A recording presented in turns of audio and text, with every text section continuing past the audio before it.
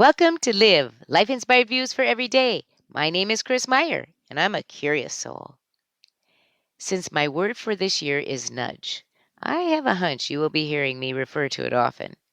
But this week's nudge came instantly when I read a morning meditation that I get in my daily email from Richard Rohr, whose theme, he said, for this year is radical resilience. Ho, ho, ho. Talk about resonating in my heart. My master's and doctoral research were both based on resiliency, and I've continued to research it, learn about it, and teach it for many years now. So to be able to be inspired by this daily meditation all year was exciting to know. One of the first thought stories that for some reason came to my mind after reading the theme Radical Resilience was about a lady I met years and years ago in Carroll, Iowa. It happened at a lunch served in the church basement after I finished speaking to the church women. A woman came to my table and asked if I would come with her to the kitchen. She told me she wanted to introduce me to the lady who made the egg coffee, which was an old way of making coffee. I cherish that memory because it reminded me that within each of us are valuable gifts to share. Some happen to be loud, like speaking to groups, and some happen to be quiet, like making delicious egg coffee. So, are you wondering how I connected radical resilience with the lady who makes the egg coffee story? Well, because of my research, I know that one of the protective factors that help us to be resilient is purpose. And both the gift of speaking to groups and the gift of making egg coffee can hold a sense of purpose for the holder of that gift. I bring these examples up because today I want to talk about connections. To be able to make connections between something that happens and some sort of why helps us make meaning of an event that can help us navigate healing, recovery, or understanding. To be able to make connections among people we know and people we meet is fun and makes our world bigger. To be able to make connections between our interests and our skills and a job or career is fulfilling and meaningful. To be able to make connections between an idea and how it can be used is helpful and purposeful. I believe practicing the art of connections, be it between people, events, or ideas, is important for our happiness, emotional health, and resiliency in life.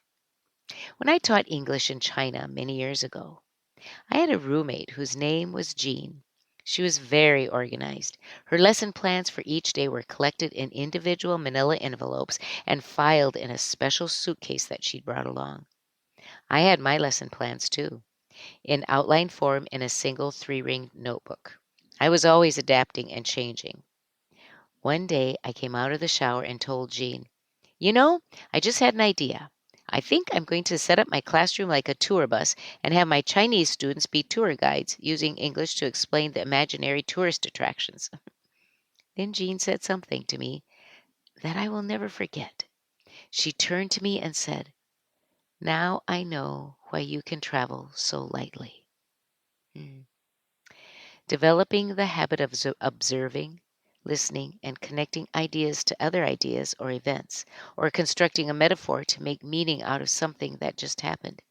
These habits allow us to travel lightly, to rise above or walk through the challenge you may be facing.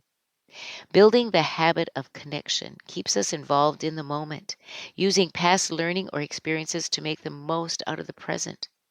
It helps you bring hope to a fearful moment, or understanding to a tense moment, or healing to a painful moment, or empathy to a disappointing moment.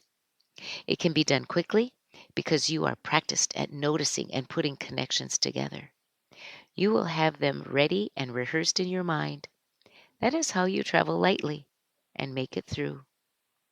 People have often said, "Things happen for a reason." Hmm. We want a reason to soothe our sorrow or pain or increase our joy or delight. But rather than passively assuming there is a reason, we become radically resilient if we can actively make meaning from something that happens which enables us to grow in wisdom. As Søren Kierkegaard, the Danish theologian and philosopher, said, "We live forward, but we learn backward." Making connections between events and connecting them to ideas or other constructs fertilizes our connection to purpose and meaning in life, making a path to being radically resilient. This week, on your bathroom mirror, write, I will observe, listen, and connect. Join me next Monday for Live, Life Inspired Views for Every Day. I'm Chris Meyer, and I'm a curious soul.